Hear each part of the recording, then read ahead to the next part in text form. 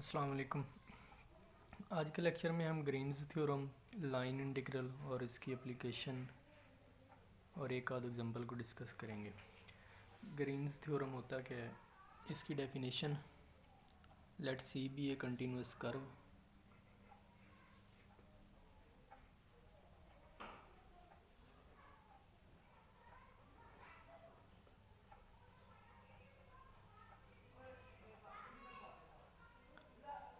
Late c be a continuous curve in x y plane. हम चूँकि x y plane में Green's theorem को discuss कर रहे हैं,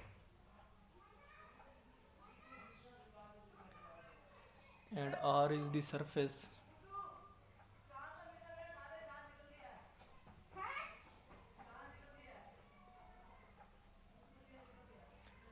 bounded by curve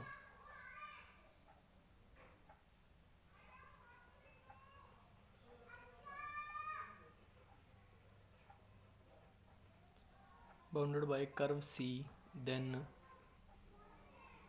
Green's theorem basically line integral को सरफेस इंटीग्रल में कन्वर्ट करने के लिए यूज़ किया जाता है।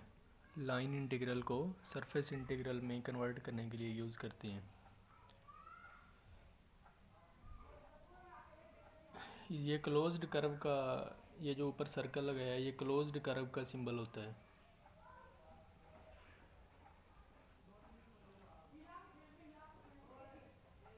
ये कोई वेक्टर है, d r is equal to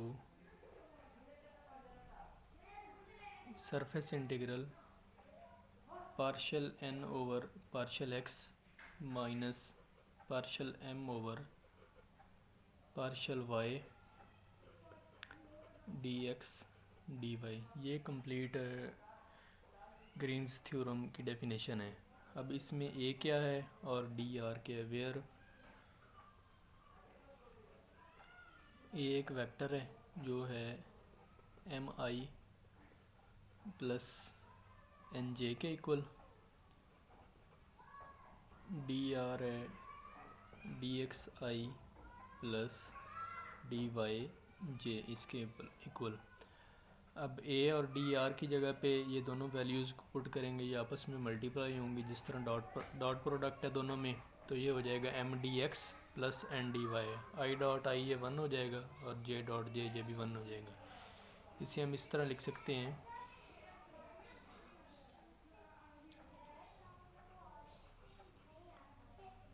M D x plus N D Y is equal to, right hand side वैसी ही आ जाएगी इधर सी, partial N over partial x minus partial M over partial Y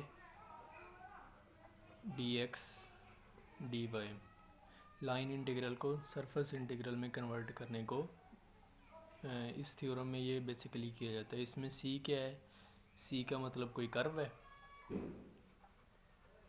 और आर का मतलब रीजन है।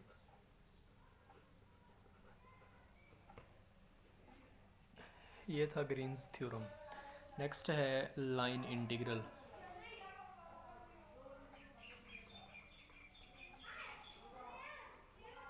लाइन इंटीग्रल क्या होता है, integration along curve.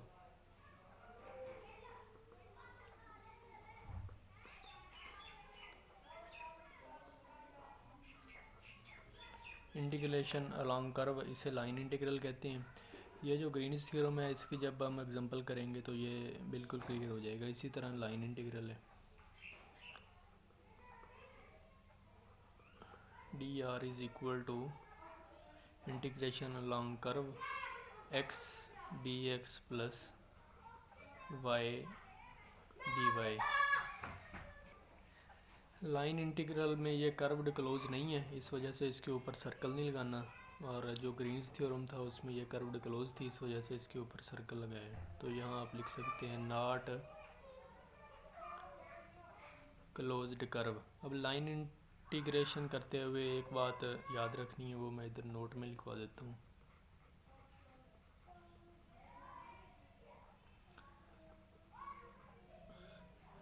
For line integral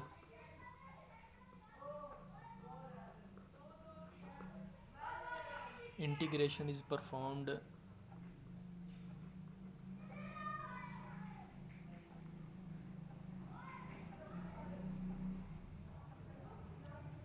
only one variable,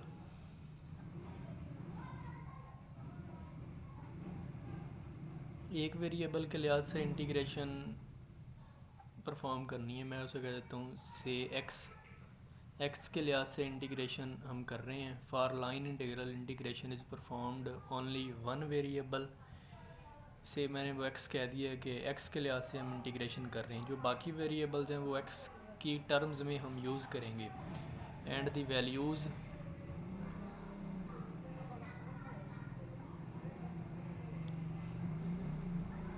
of other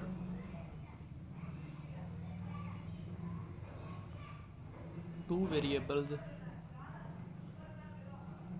बाकी दो वेरिएबल्स कौन से हैं, y and z, in term of x are used.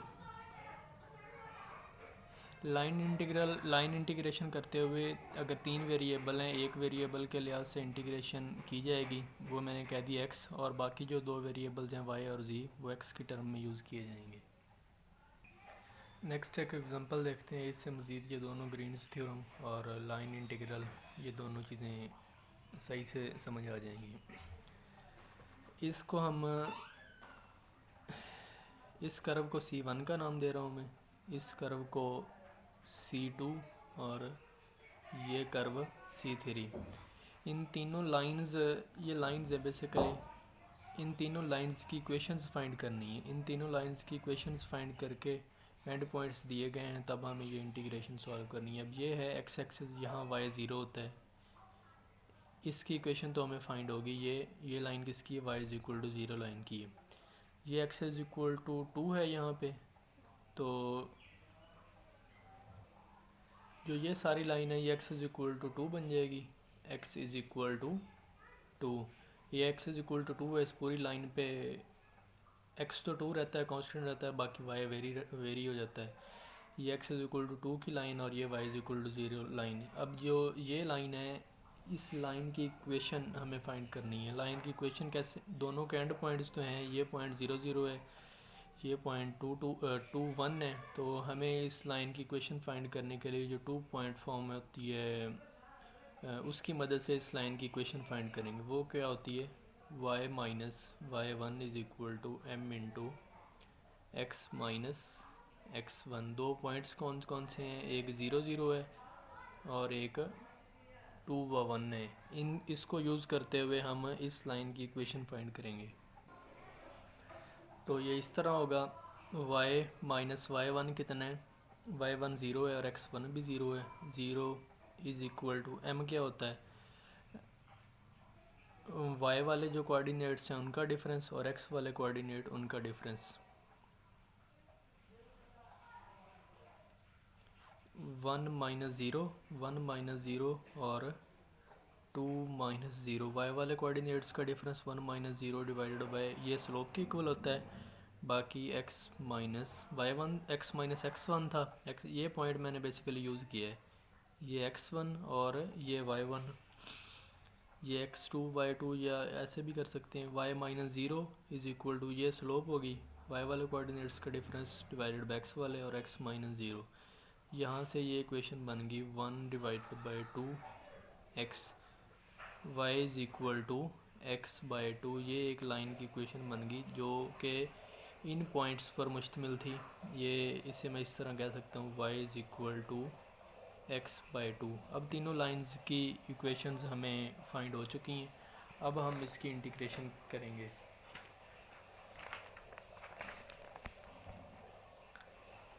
ये टोटल अब तीन लाइंस हैं, इसे तीन हिस्सों में मैं डिवाइड करूँगा।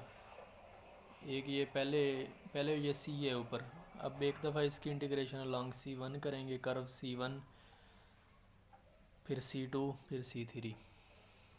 X plus y D x minus x minus y d y plus integration along curve C2, x plus y D x minus x minus y d y plus integration along the curve C3 into x plus y dx minus x minus y d y. अब तीनों में अलग अलग integration करनी है हमने। जब C1 के लिहाज से करेंगे तो इसमें equation y is equal to zero है, इसको यूज़ करेंगे। जब C2 के लिहाज से करेंगे तो इसमें जो लाइन की इक्वेशन है वो x इज़ इक्वल टू 2 है, इसको यूज़ करेंगे। एक वेरिएबल को यूज़ करेंगे जिस तरह वो मैंने पहले नोट लिखवाया था, बाकी जो हैं उसे x की टर्म में ही हम इस्तेमाल करेंगे। जब अलॉन्ग C3 हमें इंटीग्रेशन करनी होगी तो उसमें कर्व लाइन की इक्वेशन यानी वो x is y is equal to x by 2 से सॉल्व करेंगे। अब सबसे पहले हमें C1 के लिहाज से सॉल्व करना है। C1 में क्या है, y is equal to zero है। अब y is equal to zero है तो इसका मतलब है dy भी ज़ीरो होगा। इसका अगर डेरिवेटिव लें तो dy ज़ीरो के इक्वल हो जाएगा। इसमें अब हम y ज़ीरो है तो जो ये है इसमें सारा y की जगह पे हम ज़ीरो पुट करेंगे, और जो लिमिट्स होंगी वो y तो चूँकि y is equal to zero है ये ऑलरेडी हम कह चुके हैं, तो जो लिमिट्स हैं वो x की यूज़ करेंगे। x की लिमिट क्या बन जाएगी, 0 से 2। जो कॉमे से पहले वाला है वो x होता है और जो बाद वाला वो y होता है। y is equal to zero line हमने यूज़ कर लिया है तो x की लिमिट्स यूज़ करेंगे। x क्या बन जाएगा, 0 से 2 इस तरह। तो y की जगह पे सारा ज़ीरो पुट कर दें, यानी लिमिट्स बन गई x इज़ इक्वल टू 0 से x is equal to 2, y की जगह पे 0, x plus 0 dx minus x minus 0 और dy भी 0 है, वो भी हमने इसी तरह पुट कर दिया। अब सिंपल इसकी इंटीग्रेशन कर लेंगे अलॉन्ग x इज़ 0 से 2, x इज़ इक्वल टू 0 से 2 x dx, और ये 0 इससे मल्टीप्लाई होगा तो ये 0 हो जाएगा। x की इंटीग्रेशन क्या होगी, पावर रूल से एक्स स्क्वेयर बाई 2, 0 से 2 1 बाई 2, ये कांस्टेंट है इसे बाहर लिख सकते हैं। एक्स स्क्वेयर 0 से 2 1 बाई 2 अपर लिमिट पुट करें, 2 square minus lower limit put करें 1 ओवर 2 4 माइनस 0, तो ये 4 डिवाइडेड बाई 2, ये आंसर 2 आ जाएगा। अब हमने अलॉन्ग कर्व C1 हमने सॉल्व किया है, फिर हम C2 के लिहाज से इसकी इंटीग्रेशन करेंगे, फिर हम C3 के लिहाज से करेंगे, और एंड पे इन तीनों जो कर्व्स आई हैं इन तीनों के आंसर्स को ऐड करेंगे। अब हमें C2 के लिहाज से करना है। C2 के लिहाज से करेंगे तो इसमें x इज़ इक्वल टू 2 है, x इज़ इक्वल टू 2 हम ये लिख लेंगे x इज़ इक्वल टू 2, और लिमिट्स कौन सी लेंगे, लिमिट्स लेंगे हम y वाली। y क्या हो जाएगा, 0 से लेकर 1 तक, y 0 से 1 तक।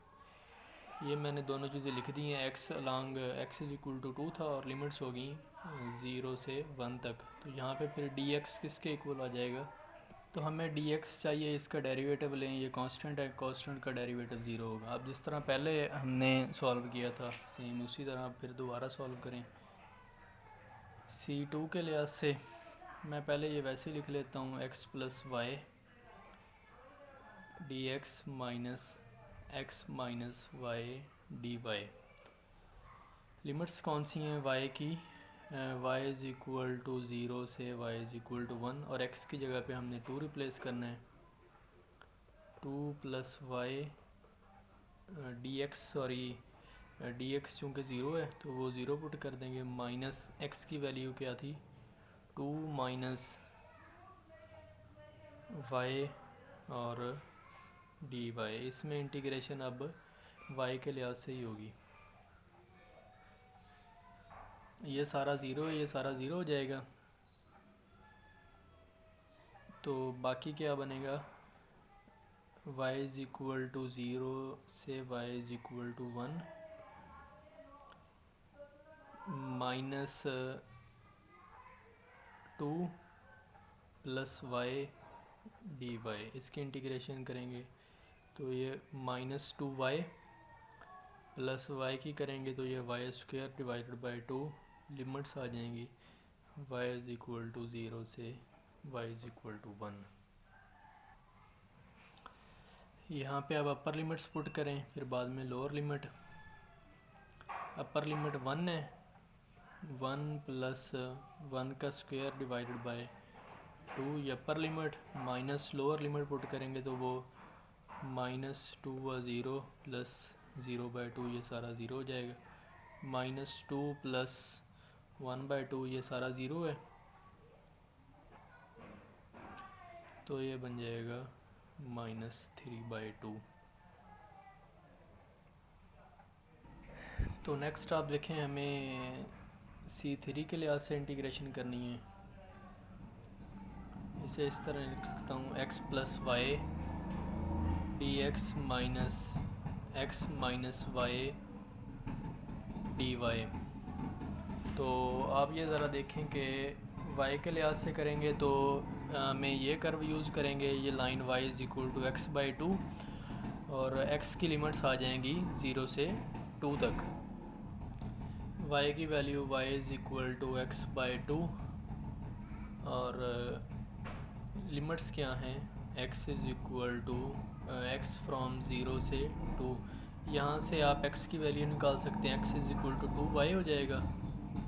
x is equal to 2y, dx निकालना हो तो वो 2dy। सारी चीज़ें इसमें अब रिप्लेस कर दें।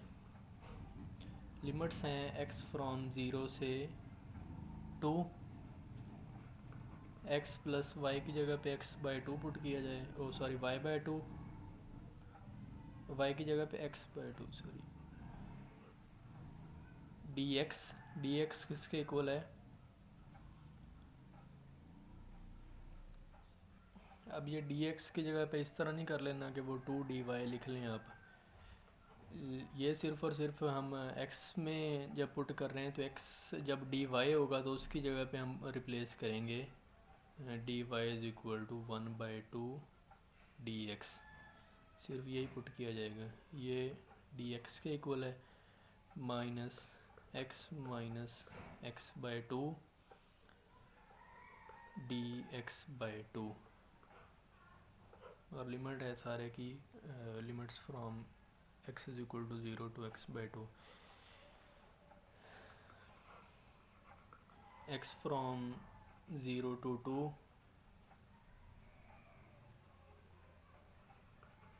3x/2 minus x/4 dx। इसे सिंप्लीफाई करें तो वो यही आ जाएगा।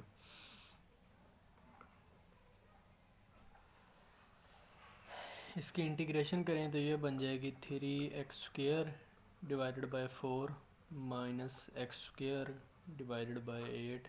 लिमिट्स हैं फ्रॉम 0 से 2। अपर लिमिट पुट करें 2 का square 4 divided by 4 minus 4 divided by 8, ये upper limit. Minus lower limit put करने की ज़रूरत नहीं है क्योंकि वो ज़ीरो है, ज़ीरो इसके साथ मल्टीप्लाई होगा तो वो सारा ज़ीरो हो जाएगा। ये 4 से कैंसिल होगा, 2 3 माइनस 1/2, इसका एलसीएम लेके इसे सॉल्व कर लें। 6 माइनस 1 इज़ इक्वल टू 5/2। अभी तीनों कर्व्स की वैल्यू आ चुकी है, इन तीनों को ऐड कर दें। Adding all the values,